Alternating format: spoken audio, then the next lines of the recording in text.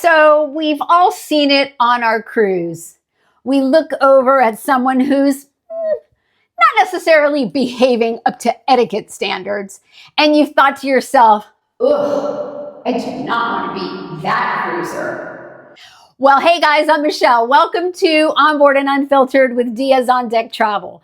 Today I wanted to come on and share some humorous cruise stories with you of who you don't want to be on your next cruise. Well, we've all seen it and we've all talked about it, but before we jump in, let me ask you to please do the boop, boop, boop, like, subscribe, follow, share, and turn on your notifications. It helps me to grow the channel and bring you along on my next adventures. Well, let's talk about the first one. We've all seen it. The people who treat the crew like they're servants or butlers. The crew is there to do a job. Yes, they are there to wait on you, but I'm sure if you ask them politely, they will do everything in their power to do whatever they can for you. You know, I've witnessed some people talking down to their cabin steward or talking down to their waiter. And guys, you know, they're just trying to do their jobs. If you ask them nicely for something, they will go out of their way to make sure that you get what you need. And I've just seen those instances and thought, oh my gosh, are they really talking to the crew like that? So don't treat your crew like they're butlers and servants. They are there to serve you, but they are also there to do a job to make sure you have the best vacation. So it's pretty simple. Just ask for what you need. Okay, number 2, we've all heard and seen pictures of it. Chair hogging. Well, I've witnessed some incredible chair hogging, and I've had some stories told to me by friends and other cruisers.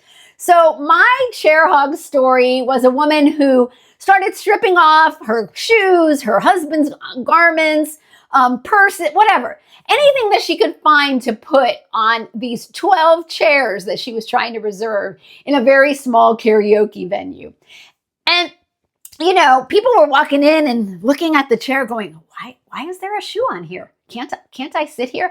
Oh, no, she would say, I'm saving it for the 12 people who aren't here yet. Okay, chair hogging indoors and out is unacceptable. If your party can't make it within a few minutes, you got to release those chairs, guys. This was like a super small venue, and it's not okay by the pool either. You know, some people, they like to get their chair early. And I will tell you that honestly, I love going to the Hideaway, that, you know, pool that hangs off the back of the Star of the Seas. But when I get there early and I put my towel down, I'm on the chair, I'm on the lounger. And if I get up, I take my towel with me because it's an opportunity for someone else to use the chair. So don't be a chair hog. Put your towel down at 5 a.m. and then go running around the ship and, you know, be upset when your chair has been occupied by someone else. Now, some cruise lines are cracking down on that, and they are trying to remove items from prime space chairs if you're gone more than 30 minutes. So don't be a chair hog. And then the ultimate chair hog story was my friend who was running to a chair, a lounger, on the adults hideaway part of Coco Key. And a woman who was running behind her threw her bag past her. And when it landed on the lounger, the woman screamed, "Hey, that's my chair." Okay, that is not acceptable chair hogging behavior. None of it is acceptable. Okay, number 3, the buffet taster. Now, when you go to the buffet, please remember to wash your hands because, you know, we don't know where your hands have been. So, you know, you're going to be touching communal things, and a lot of times people bring their own hand wipes with them to clean their hands after they've, you know, touched all the serving utensils. But when you see that person who's waiting in line, their thing is piled high like the buffet is, you know, going to close down, and they start eating off their plate. And then they start touching other things. That is not okay. We don't want to touch your saliva. So please don't be a buffet taster. Wait until you get to your seat. And you know, there's more than one plate at the buffet, so you don't have to load your plate like it's a mountain. Okay, number 4. Me and my friend did a video on this on Utopia. The elevator pusher. Well, it was funny because my friend hadn't been on a cruise for several years, and she was just floored by the way people just shoved and pushed right past us to get on the elevator. We actually did a funny little video on that, and I will leave the link here for you if you want to watch that. But we get it. You're excited. You know, it's a cruise. You want to get to where you're going. But remember, people have been standing there waiting for the elevator to arrive. Don't push past the person who has mobility issues or the people that have been standing there. Be polite. And also remember, they got to come off the elevator too. If you're like rushing in, they can't even get out to make room for you. So elevator pusher, you don't want to be that person.